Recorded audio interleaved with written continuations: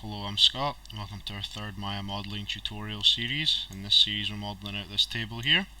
In the last video we spawned in a poly cube, we beveled off the edge corners and then sorted out some of the n-gons on top and on the bottom, and then we applied another bevel running around the top and bottom corners of the table to give it this nice bit of edge highlighting. What we're going to do today is we're going to spawn in and we're going to manipulate a torus so that we can build this underframe for the table, and then we're going to bevel that off as well. Now, something I forgot to mention in the last video is that all the hotkeys I use in these video series, so in the barrel series and throughout this table series as well, all of the hotkeys that I use are typed up in the description of the video with a little explanation of what they do and what the circumstances are for using them at the time. Because some of the keys are repeated, but depending on what function you're using, it changes what they do. But there's a description with all of the hotkeys and all of what they do and all of the situations in which they do it in the description, if at any point you need a reference or you want to just quickly go back and find out, oh, what button am I pressing. So let's get started. So to build this underframe that we see over here on our reference table, what we're going to use is a Poly Torus, which is this donut shape over here on the Poly Primitives. So if we click this and spawn one of these in, to start with it looks nothing like what we need it to. So what we do to fix that is we go over to our attribute editor here and we click on Poly Torus 1. Now we're just going to set the size on this to start. So we're going to keep the radius at 1, we're going to keep this at 0.5, but for our twist we're going to apply a 45-degree twist. Now when we do it here, we don't see really much of a difference. So what we're going to do is we're going to set that back to 0, and we're going to change our subdivision axis to 4, and we're going to change our subdivision height to 4.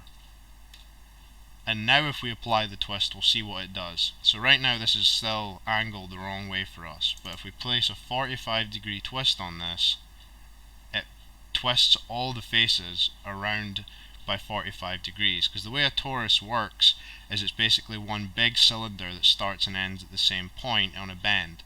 So when we twist that, it's twisting the faces in the cylinder by 45 degrees. So it's still angled the wrong way for us, so we're just going to go from Poly Torus 1 here in the attribute editor, we're going to go left of there to P Torus 1, and we're going to click on that, and we're going to go to the rotate here, and we're going to apply a 45-degree Y rotation, which is going to rotate it 45 degrees around on the Y axis for us, like so.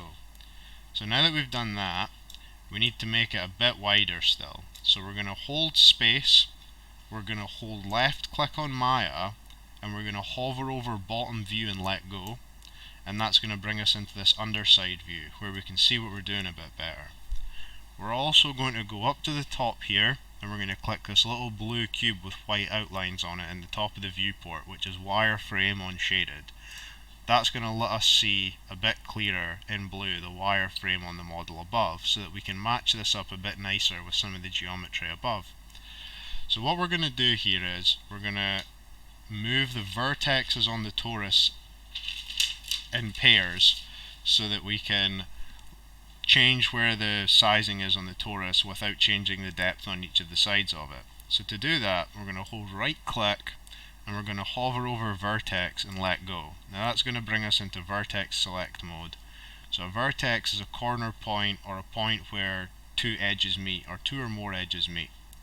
So what we want to do is we want to draw a little selection box by holding left click and dragging, and we want to cover all the vertex points on the right hand side of our torus first. And now we can drag these out to where we want them. So we want them to be roughly split right down the middle by this edge on the table above. And then we're going to do the same on the left, where we hold left click and drag a selection box, and we're just going to move these over so that they're roughly split. Just going to move this one in a little bit, like so.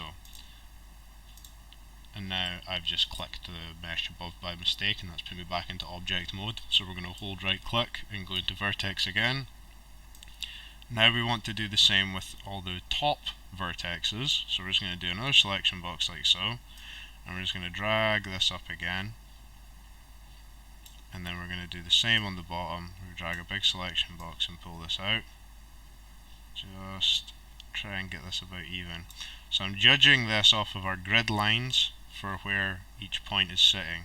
Now it looks a bit thin still, so we're just going to take these ones and we're just going to move them out to the next grid point, and then we're going to do the same here. We're just going to move these out to the grid point. If we want to make this a bit more exact, we can hold X, which is going to give us grid snap. While we're holding this, because we have more than one point selected, it's going to snap to a median point between these. So that's okay though, as long as they snap accurately. So we're going to snap to here, and then we're going to do the same here where we just snap like so. Now that looks a bit better.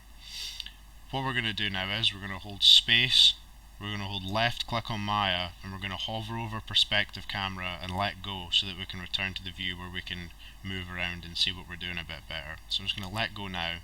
That's going to bring us back into this view here. Now the torus is still a bit thick, so we're going to hold right click, we're going to hover over object mode, and we're going to scale this down a bit, just like we did with our tabletop. So to do that, we're just going to tap R, and then we're going to use the Y direction here, and we're just going to click and drag ever so much, and then we're going to hit W to move it, and we're going to bring it up to touching our tabletop. But we want to get that exact. So to get that to exactly snap, we're going to move the pivot point that this torus moves on. So to do that, we're going to tap D, and that's going to bring the pivot editor up. We're going to use the V key, which is point snap, which is going to snap this to a vertex point that we pick on the model. So when we're holding down V, we're going to move the Y axis to bring this pivot to the top. So we're going to click on the Y axis, and we're just going to drag it over any of the top corners on our torus. So it's already moved just quickly there, but I'll just show you. We can snap to the bottom or the top, but we don't get anything above that unless we jump up higher, and it's going to snap to pivot points on another object, but we don't want that. We just want to drag over a top corner here on our torus and let go, and then we want to tap D again, and that's going to bring us out of the pivot edit. So now that we've got our pivot point socketed to the top of our torus, we're going to hold V again, and we're going to move our torus and snap it to the base of our table. So to do that, we're just going to hold V, click on the Y direction, and we're just going to hover over a bottom corner on the bottom of that bevel on the table above and let go. And that's going to bring our torus right up onto our table above, like so.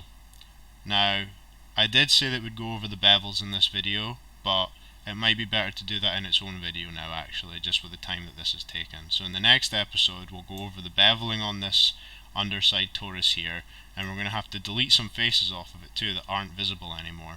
But we'll cover that in the next video. So in the next one, we'll have bevels and we'll have a bit of cleanup. But thank you for watching, and I will see you in the next one.